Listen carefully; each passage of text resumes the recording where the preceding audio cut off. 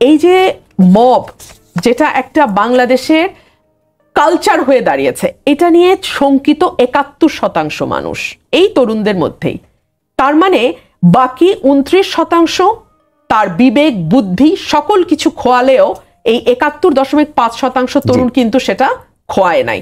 তার tension mob নিয়ে, তার টেনশন হচ্ছে অগ্নিসংযোগ, দস্যুতা কিংবা চুরি, অর্থাৎ আইন শৃঙ্খলা পরিস্থিতি নিয়ে চিন্তিত ৮০%, অনিরাপদ বোধ করে ৬১% এবং পক্ষপাতদুষ্ট গ্রেপ্তার ও বিচার প্রক্রিয়া, যেটা নিয়ে আমি শুরু থেকে কথা বলেছি, এবং ১৫ বছর নিরবচ্ছিন্ন লড়াই করার পরেও এক মুহূর্ত চিন্তা করা করে ছোট ছোট স্বার্থে আমাকে ইচ্ছা মতন ট্যাগ দেওয়া হয়েছে যে নিরপেক্ষ বিচার গ্রেপ্তার প্রক্রিয়া বাধাগ্রস্ত হচ্ছে, সেটা নিয়ে চিন্তিত ৫৬%। সুতরাং আমি ৫ই অগস্টের পর আশা করেছিলাম একটা ঐক্যবদ্ধ জাতি আমরা তৈরি করতে পারবো, কিন্তু আমরা কি দেখলাম? আমরা দেখলাম মব কালচার এবং সেটাকে জাস্টিফাই করা। ধরুন হাসিনা গুম করেছে, তো আপনি কি সেটার প্রতিশোধ স্বরূপ এখন আপনি ওই ধরনের আরেকটা অ্যাক্টিভিটি করবেন? মানে একটা চোখের বদলে আরেকটা চোখ যখন আপনি নিতে শুরু করবেন, তখন আপনি পুরো সমাজকে অন্ধ পাবেন। আপনি কি সেটা চান? আমার তো মনে হয় বাংলাদেশে যদি নেলসন ম্যান্ডেলার জন্ম হতো, ওনাকে বলা হতো শ্বেতাঙ্গদের দালাল, কারণ উনি ট্রুথ অ্যান্ড রিকনসিলিয়েশন করেছিলেন। দিয়ে শুরু করি, যেহেতু মির্জা ফখরুল ইসলাম আলমগীর আজকে বলেছেন যে দেশের মঙ্গলের জন্য দেশকে দ্রুত নির্বাচনের ট্র্যাকে তুলতে হবে, এবং যদি নির্বাচনের ট্র্যাকে দেশকে ওঠানো না যায় তাহলে আসলে দেশটাকে বাঁচানোই কঠিন হবে, তার বক্তব্য অনুযায়ী ১ নম্বর। ২ নম্বর হচ্ছে পরপরই দেখলাম যে প্রেস সচিব শফিকুল আলম তিনি একটি বক্তব্য দিলেন যে প্রধান উপদেষ্টাও বলেছেন দ্রুত নির্বাচনের প্রস্তুতির জন্য আইনশৃঙ্খলা বাহিনীর সব প্রস্তুতি শেষ করতে, এবং তার দাবি যে রোজার আগে নির্বাচন হতে পারে। তাহলে তো আমরা নির্বাচনের দিকে যাচ্ছি। আপনাকে অসংখ্য ধন্যবাদ। আমি খুব মনোযোগ দিয়ে দেখছিলাম এক্স্যাক্টলি ঠিক কি বলা হয়েছে। বলা হয়েছে আইন শৃঙ্খলা রক্ষাকারী বাহিনী সহ অন্যান্য সকল প্রস্তুতি ডিসেম্বরের মধ্যেই শেষ করতে হবে, এবং বলা হচ্ছে সব প্রস্তুতি ও সংস্কার শেষ হলে তাহলে আমরা নির্বাচন হতে পারে। এই যে সকল প্রস্তুতি এবং সংস্কার যুক্ত করা হয়েছে, এটি তো আসলে এক একজনের কাছে এক এক অর্থ বহন করে। শুরুতেই আমাদের চিফ অ্যাডভাইজার বলেছিলেন বড় সংস্কার বড় প্যাকেজ, ছোট সংস্কার ছোট প্যাকেজ, মধ্য সংস্কার মধ্য প্যাকেজ অবশ্য আমরা শুনিনি, বড় আর ছোট আমরা শুনেছিলাম। এখন এই মুহূর্তে সংস্কার বলতে আসলে সরকার কি মিন করছেন আমরা জানি না। ১, ২ হচ্ছে রাজনৈতিক দলগুলো অনেকগুলো বিষয়ে ঐক্যমত এসছে, কিছু কিছু জায়গায় রাজনৈতিক দলগুলোর ডিফারেন্সেস অফ ওপিনিয়ন আছে, এবং এই ডিফারেন্সেস অফ ওপিনিয়ন থাকাটাই স্বাভাবিক। বাংলাদেশে এতগুলো রাজনৈতিক দল, সকল রাজনৈতিক দল সকল বিষয়ে একেবারে একই সঙ্গে ঐক্যমত্যে আসবে, এই আশাটাই দুরাশা। বরং মনে হয় যে আমরা একটি নির্বাচনের দিকে যাই, যে যার যার ম্যানিফেস্টোতে বলুক তারা কি করতে চায় নির্বাচনের পরে ক্ষমতায় আসলে, যেই দলের মানে বয়ান পছন্দ হবে মানুষের, সেই দলকেই মানুষ ভোট দেবে, এবং সেই দল যখন রাষ্ট্র পরিচালনার দায়িত্বে যাবে, যা যা সংস্কার করা দরকার, যা যা কাজ বাকি আছে, বিচার বাকি থাকবে, সেই কাজগুলোকে তারা এগিয়ে নিয়ে যাবে। সেটা বরং অনেক বেশি আমার কাছে লজিক্যাল মনে হয়। আপনি যদি বলেন সব সংস্কার শেষ করে, তাহলে আসলে সব সংস্কারের মধ্যে আপনি কোন কোন সংস্কারকে ইনক্লুড করছেন, সেই সংস্কারগুলোর মধ্যে ওই সংস্কারগুলো নিশ্চয়ই আছে যেগুলোতে কোনো দলই আসলে একমত হতে পারছে না। তাহলে সেই জায়গাতে কি হবে? এক ধরনের অনিশ্চয়তা। অনিশ্চয়তা কিন্তু কোনো রাষ্ট্রের জন্য খুব ভালো কিছু না। মব যেমন কোনো রাষ্ট্রের জন্য ভালো কিছু না, অনিশ্চয়তাও তেমন রাষ্ট্রের জন্য ভালো কিছু না। গত 14 বছরে বাংলাদেশে এই অর্থ বছরে 24-25-এ সবচেয়ে কম বিনিয়োগ হয়েছে, কালের কণ্ঠের রিপোর্ট, এবং এই সবচেয়ে কম বিনিয়োগটা এতই কম যে এটা গত 14 বছরে এই তলানিতে এসে ঠেকেনি। এবং এটা শুধু দেশি অভ্যন্তরীণ বিনিয়োগ না, এটা বিদেশি বিনিয়োগও। আমরা যতই বড় বড় বিডা সম্মেলনের আয়োজন করি না কেন, সেখানে আমরা যতই অদ্ভুত অদ্ভুত প্রতিশ্রুতি কিংবা শাড়ি পরা বিদেশি নারী দেখি না কেন, আমরা কিন্তু এরপরে কোনো ইনভেস্টমেন্ট এসেছে বলে এখন পর্যন্ত আমরা কোনো খবর পাইনি এখন পর্যন্ত। It's been couple of months, আমরা জানি না কোনো এখনো পর্যন্ত কোনো বিনিয়োগ এসেছে। বরং আমরা আমাদের দেশে যারা ব্যবসা করছেন তাদের কাছ থেকে ক্রমাগত শুনতে পাচ্ছি যে বাংলাদেশে দুর্ভিক্ষ হয়ে যাবে, গ্যাসের অভাব, ইলেকট্রিসিটির অভাব, তারা ফ্যাক্টরি চালু রাখতে পারছে না, তারা লোন নিতে পারছে না, ডলারের দাম এখন এমন একটা জায়গায় গিয়ে পৌঁছেছে। সো এই সকল কিছু মিলিয়ে ব্যবসায়ীদের নাভিশ্বাস অবস্থা, মূল মুদ্রাস্ফীতি গিয়ে দাঁড়িয়েছে 10 পয়েন্ট সামথিং এ, যেটাও আবার গত 15 বছরের মধ্যে এত বেশি মূল্যস্ফীতি আমরা অতীতে দেখা যায়নি। এগুলো সব গণমাধ্যমের খবর, আপনি পেপার খুললেই আপনি পাবেন। এবং আমাদের IMF এর যে লাস্ট দুটো কিস্তি দীর্ঘদিন ধরে IMF আটকে রেখেছিল, ছাড়ছিল না, সেটাও ছাড়ার ব্যাপারে অর্থ উপদেষ্টা সালেউদ্দিন আহমেদ পরিষ্কার বলেছেন, যখন after the meeting of our chairperson with CA, তাদের লন্ডনের সেই বৈঠকের পরে IMF বললেন যে আমরা একটি নির্বাচনে মানে পথরেখা দেখতে পাচ্ছি, রোডম্যাপ দেখতে পাচ্ছি, তো তারপরেই তারা অর্থ ছাড়ের ব্যাপারে অগ্রসর হয়। সুতরাং আপনি বিদেশি বিনিয়োগ বলেন, কিংবা আপনি ঋণ বলেন, কিংবা আপনি অভ্যন্তরীণ বিনিয়োগ বলেন, আমি এমন অনেক মানুষকে জানি যারা হয়তো একটা ফ্ল্যাট বা একটা জমিতেও বিনিয়োগ করছেন না, বিকজ তারা জানেন না যে আর 5 মাস বা 2 মাস পরে কি হবে। তো অনিশ্চয়তার চেয়ে ক্ষতিকর কোনো কিছু একটা দেশের জন্য হতে পারে না। আপনি একটু আপনার আগের কথার প্রসঙ্গে যায়, আপনি মবের বিষয়ে বললেন, আর একটা পত্রিকার পরিসংখ্যান আপনি দিলেন, যে বিষয় দুটি দিয়ে আসলে তরুণদের যে রাজনৈতিক দল NCP তাদের দিক থেকে একটা বক্তব্য আছে। যেমন আপনি যে পত্রিকার কথা বলেছেন, তাদের যে মাদার গ্রুপ তাদেরকে নিয়ে এক ধরনের কথা বলা হচ্ছে অনেকদিন ধরেই। মব নিয়ে আপনার ইতিপূর্বের বক্তব্য নিয়ে আপনাকে সরাসরি ব্যক্তিগতভাবে আঘাত করা হয়েছে এবং সোশ্যাল মিডিয়াতে আপনাকে নিয়ে অনেক ধরনের আলাপ আমরা দেখতে পাই। আপনি আসলে যেগুলো বলছেন সেগুলো কি আপনার ব্যক্তিগত জায়গা থেকেই বলছেন, না এগুলো মিন করেই বলছেন, কিংবা তাদের সাথে বিরোধটা কেন তৈরি হচ্ছে, তারা কি বুঝে আপনার বিরোধিতা করছেন? সেলিম সাইদ ভাই, আপনার সঙ্গে টকশো শুরুর আগে আপনি আমাকে একটা স্মৃতিচারণ করাচ্ছিলেন, আপনিই করাচ্ছিলেন, আমি শুনছিলাম। আপনি বলছিলেন 3 তারিখে যখন আপনি গেলেন ইয়েতে শহীদ মিনারে, কোনো নোন ফেস চারপাশে ছিল না, আপনি আমার মুখ দেখেছিলেন। ওখানে ওই সময়টা কোনো নোন ফেস ছিল না, সেটা দুপুরের দিকে। দুপুরের দিকে, হ্যাঁ। তার আগের দিনও কোনো নোন ফেস ছিল না, যখন কবি সাহিত্যিকরা এই ধানমন্ডিতে ইয়ে করে, বঙ্গবন্ধু এভিনিউতে এবং ধানমন্ডিতে মানববন্ধন করে, মানব প্রাচীর করে এবং ছবি আঁকে, রাস্তায় বসে ছবি আঁকে, আলপনা করে। সেই সময় কিন্তু আর কোনো নোন ফেস ছিল না। গত 15 বছরে আমার ভূমিকা কি, এটা মিডিয়ার চেয়ে ভালো কেউ জানে না, বাংলাদেশের মানুষের চেয়েও ভালো কেউ জানে না। আমি নিজে যখন যেটাকে সত্য মনে করেছি, সঠিক মনে করেছি, আমি তখন সেটাই বলেছি। গত 15 বছর আমার মনে হয়েছে যে বাংলাদেশে একটা বিনা নির্বাচনে একটা মাফিয়া বসেছে ক্ষমতায়, এবং যেই মাফিয়া গুম খুন, এমন কোনো অন্যায় নাই, এমন কোনো অত্যাচার নাই, এমন কোনো অবিচার নাই যেটা এই মাফিয়া করে নাই। তো এর বিরুদ্ধে আওয়াজ তোলা সবচেয়ে নিচের মানে ফরজটা হচ্ছে আওয়াজ তুলতে হয়, আমি সেই আওয়াজটা তুলেছিলাম।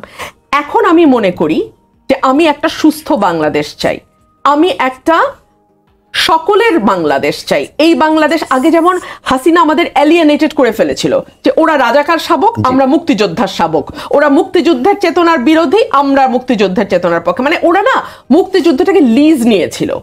সো জাতিকে ভীষণভাবে এটা দ্বিধা বিভক্ত করে দেয়। আমি 5ই অগস্টের পর আশা করেছিলাম একটা ঐক্যবদ্ধ জাতি আমরা তৈরি করতে পারবো, কিন্তু আমরা কি দেখলাম? আমরা দেখলাম মব কালচার, এবং সেটাকে জাস্টিফাই করা। ধরুন হাসিনা গুম করেছে, তো আপনি কি সেটার প্রতিশোধ স্বরূপ এখন আপনি ওই ধরনের আরেকটা অ্যাক্টিভিটি করবেন?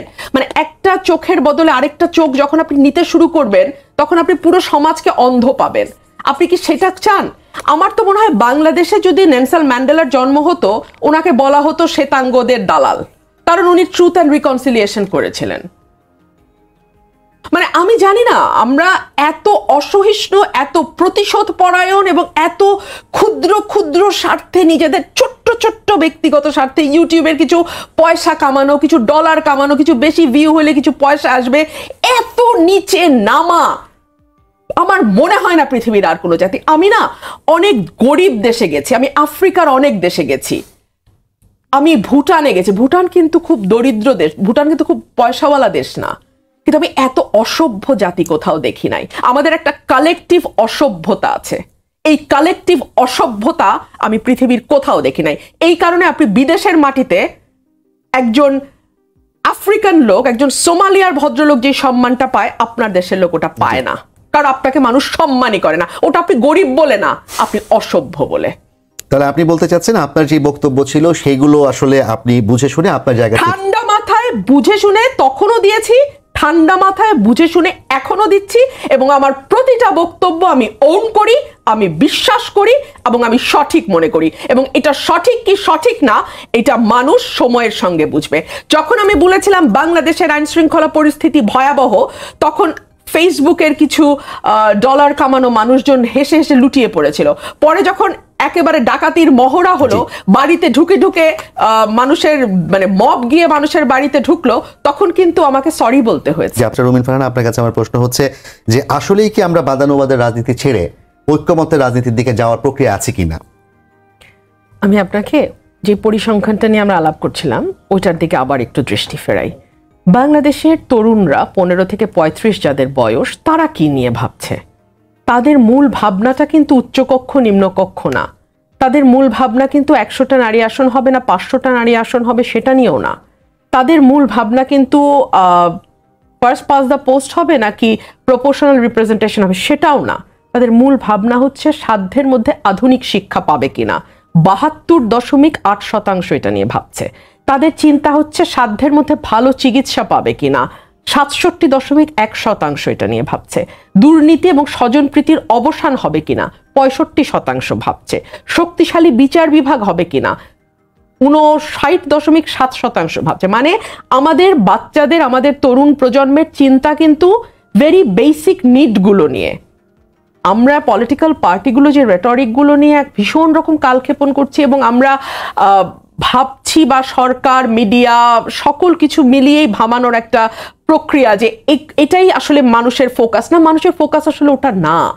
মানুষ তার প্রতিদিনের জীবনযাত্রা নিয়ে চিন্তিত। শিক্ষা, স্বাস্থ্য, চিকিৎসা, আইন শৃঙ্খলা পরিস্থিতি, সুষ্ঠু বিচারটা সে পাবে কিনা সেটা নিয়ে এসে চিন্তিত। কিন্তু আপা যেটা আপনি বলছেন মানুষ চিন্তিত, এবং সংস্কার কমিশন, প্রত্যেকটা সংস্কার কমিশন, শিক্ষা খাতে তো সংস্কার কমিশন হয়ই না, এবং চিকিৎসা খাত করতে পারেননি তারা। তাহলে যেই সংস্কারগুলো করতেই দেওয়া হচ্ছে না সেগুলো নিয়ে মানুষ ভাবলেই কি লাভ হবে? আপনি খেয়াল করেছেন এই সংস্কারগুলো নিয়ে আমাদের কোনো আলোচনা হচ্ছে না। আমাদের আলোচনা ঘুরপাক খাচ্ছে এমন সব সংস্কার নিয়ে যেগুলোতে একমত হওয়াটা সত্যি খুব কঠিন এই মুহূর্তে, এবং যেগুলো নিয়ে সাধারণ মানুষের তেমন কোনো মাথা ব্যথা নাই। তো আপনি আমাকে বলেন এই টেকনিকটাকে আপনি কি জনস্বার্থপন্থী বলবেন নাকি ইলেকশনকে পিছিয়ে দেওয়ার একটা ষড়যন্ত্র হিসেবে দেখবেন? এটা আপনি একদম সাদাভাবে চিন্তা করে বলেন। কোনো এজেন্ডা যদি মাথায় নিয়ে চিন্তা না করেন তাহলে আপনার কাছে এটা স্পষ্ট হয়ে যাবে যে এটা আর কিছুই না, একটা নির্বাচন প্রক্রিয়াকে বিলম্বিত করার চেষ্টা। এখন প্রশ্ন আসতে পারে এই নির্বাচন প্রক্রিয়াকে বিলম্বিত করার চেষ্টাটা কেন? এই মুহূর্তে বাংলাদেশে যদি একটা নির্বাচন হয়, এনসিপি হচ্ছে তরুণদের একটা সংগঠন। সেই তরুণদেরই জরিপ বলছে যে অলমোস্ট 39% তরুণ তারা বিএনপিকে ভোট দেবে, আর তরুণদের দলকে দেবে 15%। কিন্তু তরুণরা, এই তরুণদের যে দল নতুন গঠিত হয়েছে, তারা তো এখন সকল রকম সুযোগ সুবিধা পাচ্ছে। আমি একটা সুযোগ সুবিধার উদাহরণ দিই, সুবিধাটা পাওয়াতে আমি খুশি হয়েছি সেজন্য উদাহরণটা আমি দিচ্ছি। তাসনিম জারার একজন মানে প্রমিনেন্ট নেত্রী এনসিপির, তার ব্যাপারে অবমাননাকর মন্তব্য করার জন্য একজনকে মানে আইনের আওতায় আনা হয়েছে এবং সম্ভবত তাকে বরখাস্তও করা হবে। না, সার্জিস আলমের বিরুদ্ধে বোধহয় একজন পোস্ট দিয়েছিলেন সরকারি কর্মকর্তা, তারপরে হচ্ছে জি গত 15 বছরে এবং গত 1 বছরে আমাকে নিয়ে কি অস্বাভাবিক রকম নোংরামি হয়েছে অনলাইনে? একটা বিচার আপনি দেখাতে পারবেন? আপনি কি মনে করেন মানুষ এগুলো লক্ষ্য করে না? মানুষ করে। তার প্রমাণ কি জানেন? তার প্রমাণ হচ্ছে এই যে 59% একটা নিরপেক্ষ পক্ষপাতহীন বিচার বিভাগ নিয়ে চিন্তিত। এটার প্রমাণ হচ্ছে আমরা যে বারবার বলছি যে কথাগুলো, আমি যে এই যে মব, যেটা একটা বাংলাদেশের কালচার হয়ে দাঁড়িয়েছে, এটা নিয়ে শঙ্কিত 71% মানুষ এই তরুণদের মধ্যেই।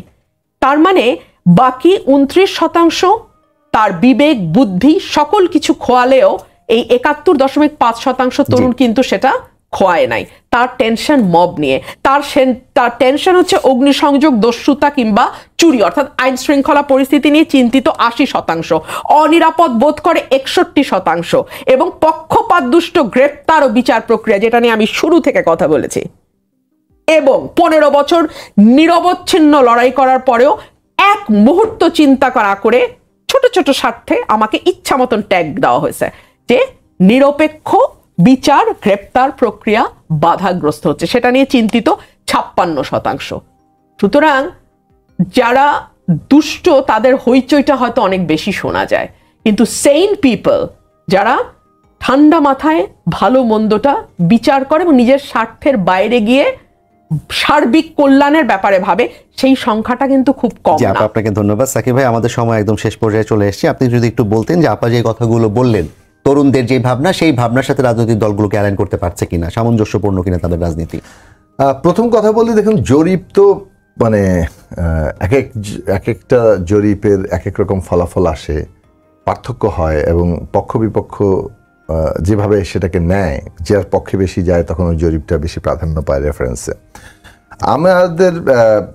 আমি জরিপ খুব মানে বাংলাদেশের জরিপের উপরে খুব বেশি যে ভরসা করার মতো ইতিমধ্যে বাস্তবতা তৈরি হয়েছে তা না, কারণ আমাদের দেশে আমরা আগেও জরিপ দেখেছি, সব জরিপে শেখ হাসিনা সবসময় আগিয়ে থাকতেন। আমাদের বক্তব্য অন্য জায়গায়। আমি রুমিনের সাথে এই বিষয়ে সব বিষয়ে তারা আমরা একমত হতে পারবো না, আমরা এই বিষয়ে আমি বেশ দ্বিমত পোষণ করি। এই জায়গা থেকে যে দেখুন বাংলাদেশের রাজনৈতিক সমস্যাটা কি, সেটা হচ্ছে যে এখানে ক্ষমতার একটা কেন্দ্রীকরণ ঘটেছে 72 সাল থেকে, এবং সেটা ক্রমাগত বেড়েছে এবং শেখ হাসিনা এটাকে একটা তুরীয় জায়গায় নিয়ে গেছে। এই ক্ষমতার কেন্দ্রীকরণের ফলে কোনো জবাবদিহিতা ছিল না, যার ফলে কোনো প্রতিষ্ঠান দাঁড়ায় নাই, সব কিছু পকেটে ভরে এক কমান্ডে উনি বলে দিতে পারেন যা ইচ্ছা তাই করা যায়। ভোটটা পর্যন্ত শেষ পর্যন্ত নাই হয়ে গেছে। ফলে সংস্কার যে দরকার, এইটা বিএনপি যে এই ধরনের ব্যবস্থায় মানে বেশ কয়েকবার ক্ষমতায় এসছে, ফুল টার্ম তারা ছিল, ক্ষমতার সুবিধা অসুবিধা সব কিছুরই ভাগিদার তারা ছিল, তারাও কিন্তু পুরো সিস্টেমের বাইরে ঠেলে দেওয়া হয়েছে। মানে ইলেকশনের বিএনপির অবস্থা কি নেওয়া হয়েছে 2018 সালে আমরা দেখেছি। তার ফলে তারাও কিন্তু সংস্কারের প্রয়োজনীয়তাটা অনুভব করেছে। সংস্কারটা যে দরকার, পরিবর্তনটা। এখন আসলে আমাদের কি দরকার? আমাদের দরকার ক্ষমতার ভারসাম্য। একটু শেষ করে আনবেন ভাই। হ্যাঁ, শেষ করছি। ক্ষমতার ভারসাম্য দরকার। ক্ষমতার ভারসাম্যের জন্য যা কিছু আবশ্যিক, যা কিছু অপরিহার্য, না করলেই নয়, সেটা বাংলাদেশের প্রধান এজেন্ডা। এখন আমাদের তরুণরা যদি ওইটাকে প্রধান মনে না করেন, তার মানে কিন্তু ওইটার গুরুত্ব কমে যায় না। জরিপে যদি তরুণদের ওই প্রশ্ন না হয়, তাহলে আর্টিকেল 70 মানে সংস্কার করতে হবে, এটা গুরুত্ব কমে যায় না। প্রধানমন্ত্রী কত মেয়াদে থাকবেন, অথবা আমাদের সাংবিধানিক পদগুলোতে কে নিয়োগ দিবে, কিংবা আমাদের পিআর সিস্টেম আপার হাউসে অ্যাটলিস্ট হবে কিনা, দুই কক্ষের ভারসাম্য হবে কিনা, প্রেসিডেন্ট প্রাইম মিনিস্টারের ভারসাম্য হবে কিনা, কিংবা জুডিশিয়ারি আলাদা হবে কিনা, এই বিষয়গুলোর গুরুত্ব কোন অংশ কমে না। কারণ